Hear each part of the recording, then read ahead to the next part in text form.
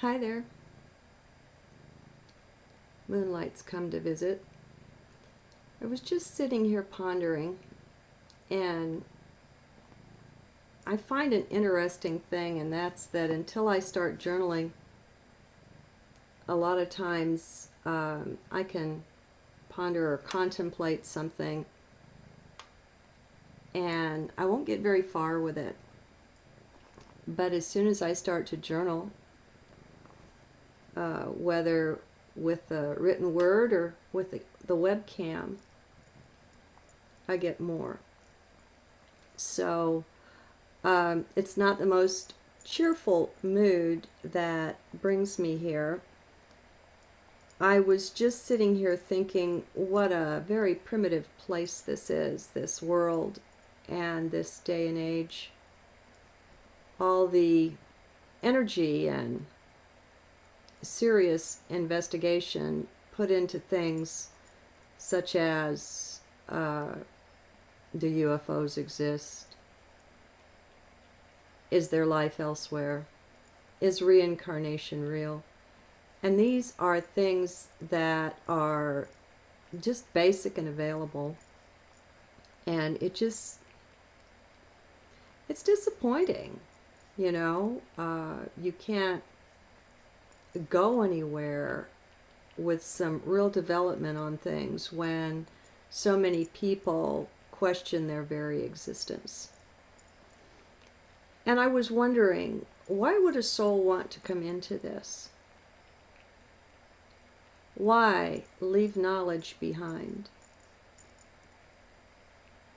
Who wants it? I mean, to be in ignorance on things. What is it that calls us into incarnating in these circumstances?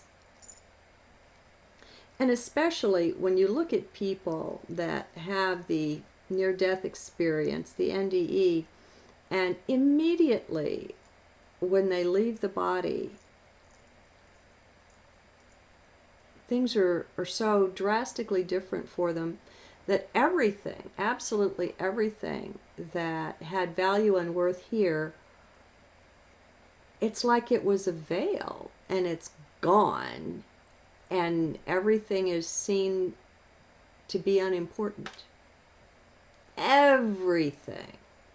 Even a mom who dies in childbirth, looking forward to the child, all of that, and suddenly everything is just seen in a different light. Many people, if their death experience is extensive enough, if they're dead long enough, will get what some call downloads of knowledge and information that's really intense, and it's boundless, covering everything. So, if knowledge is that close, extensive, unlimited knowledge, what draws us into a state where it's not accessible, consciously anyway? What are we trying to do here? I don't think it's to gain knowledge, frankly. I mean, knowledge is that close. We have people, as a for instance, like, he's the only one I know of. We have person, Mellen-Thomas Benedict, who has the ability to go into the light of the NDE at will, and he does it daily. Spends a lot of time there, has been extensively studied, tested, brought back all kinds of findings and understandings from the other side. And he said in an interview once with George Noory, he's been on Coast to Coast AM a number of times, he said that he was told while he was on the other side, don't be surprised if the people aren't as interested in what you bring back as you would like them to be or as interested as you would think they would be. He said he was told that right now mankind is far more interested in the questions than they are in the answers. I find that pretty strange, but I guess Mellen would talk to it. I just wish the guy would write. But he's following his bliss, which is invention. He likes things to be very practical. And so even though he spends, he says, 3 hours a day writing on what he finds on the other side, so far he hasn't published any books so that we can know more. But you see, knowledge is that close, and it's extensive. Knowledge, I believe, is also contained in the DNA. I think that may even be what they call the Book of Life. I don't know. But the knowledge is there and available. And why do we need to keep reinventing the wheel? If it exists, let's find it. So I don't think we're here to gain knowledge. So why? I'll go way out in left field here with this one. A story is told, and I'm thinking it's with Patricia Corey, who would be speaking on behalf of the Syrian High Council, she calls them, from the star Sirius, that there was a truly advanced mankind and advanced civilization here eons and eons ago. And this is a free will universe, though. And if you're going to have a free will universe, you know, people have to have the freedom to choose poorly. What one would call poorly. They have to be able to choose things that are negative as well as things that are positive. And as we know, those who choose the dark have a different set of standards, and they don't have any ethics that we would recognize as that. I'm sure they have their own. But they're willing to do things and to go to lengths and extents that people who are on the other path, the path of light, just wouldn't do. And so often in a wartime situation or footing, you'll find that the dark side will win because the light side will not stoop to the underhanded kind of things and to the mass killings and just all of that sort of thing. And so the light is handicapped in those kind of instances. Or so it seems. I mean, you know, who am I to know such things? That's just how things seem to me. So anyway, the tale is told that there was a group that came through our galaxy and discovered us here and decided they wanted to run things. And so there was a fight and there was a war in order to protect life as it was here, a war which the good guys lost.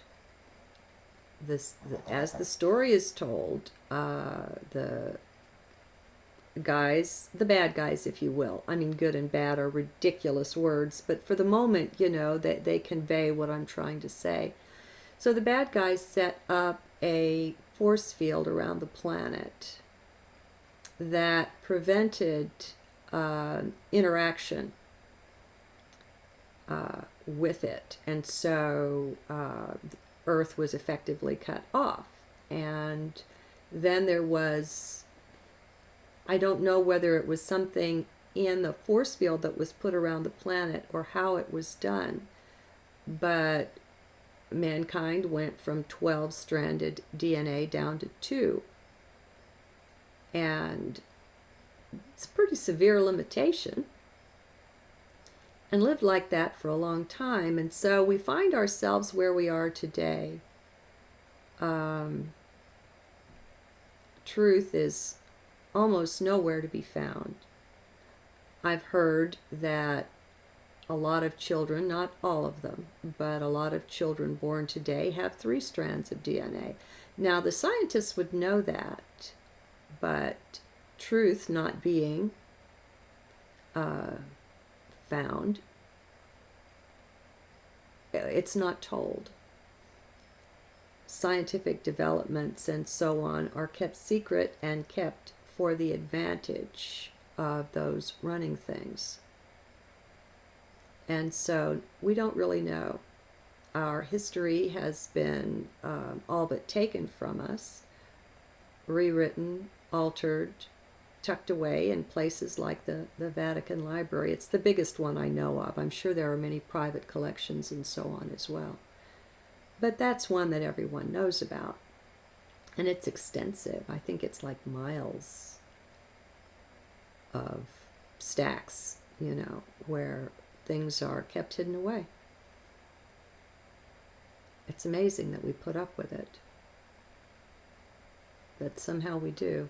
So why would we sign on for this kind of a tour of duty where truth isn't respected or even made available, much less respected?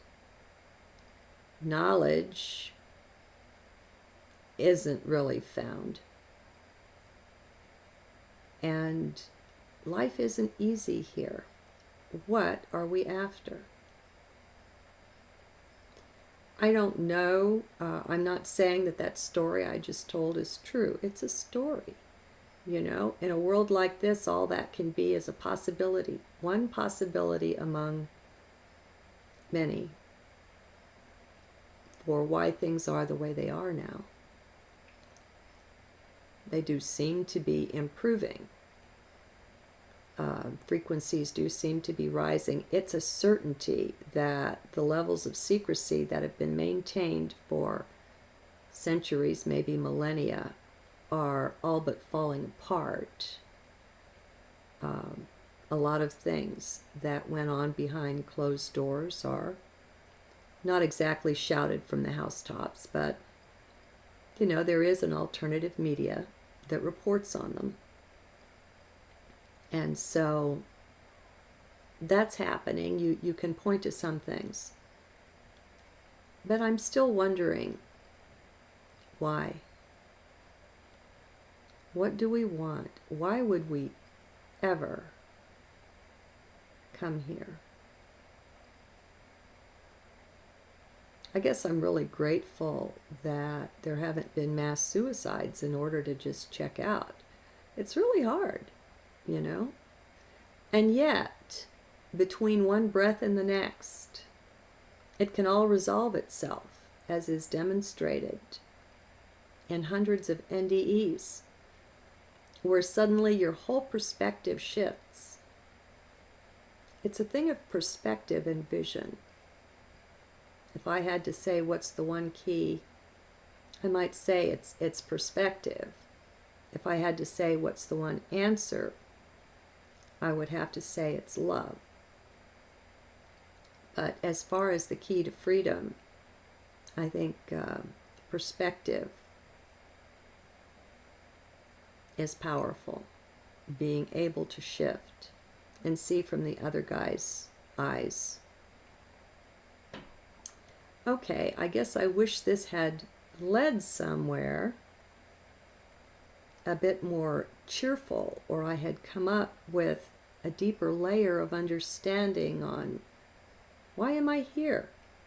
Why did I sign on for it?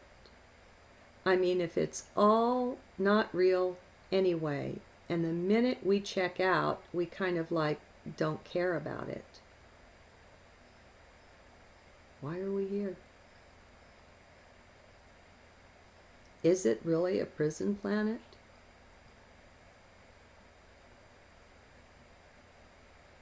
I don't know.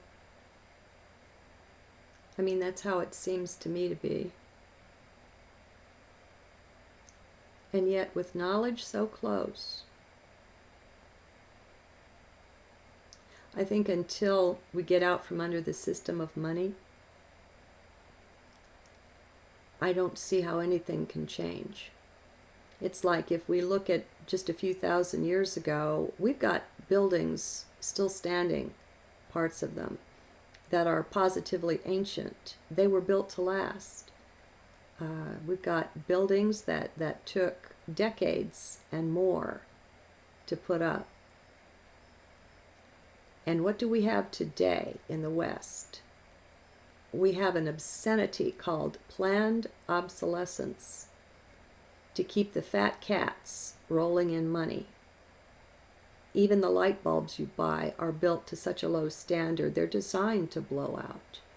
They're designed to only last so long. Everything is. Your car, your house, all of it. I heard something today about the trees that are grown so fast for the pulp industry, the wood industry, don't have the strength, and the buildings and things made with them, it's just not like it once was. So what we have today is we have the look of things without the substance. What are we after here?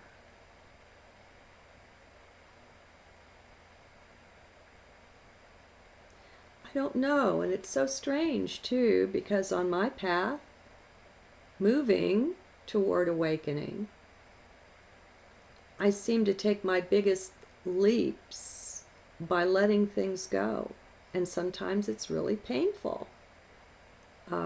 Losing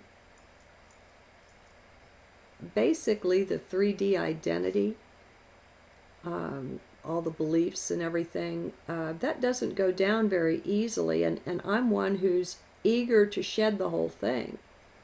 And so I work with it, and I'm cooperative, and even so, we find that we've invested a lot of ourself in those beliefs. We've identified with them. And so when we find that they are false, that's a death sentence for that part of ourself that we've invested in that. And, we can see it sooner and sooner. We can see it faster as we spend more time in heart, and we're more contemplative, we're more quiet. And with the focus turned inward instead of outward. See, that's another big thing. When we want to change things on the outside, I find the way to do this is by changing them on the inside. That's not exactly intuitive. I mean, it's not logical. It's not something you come to. It's just something that seems to work. And so it's an upside down and backwards kind of place to be. And I don't know. One of my journals was, why are we here? Are we crazy or what? Are we crazy to be here? I don't know. You tell me. Talk to you again soon.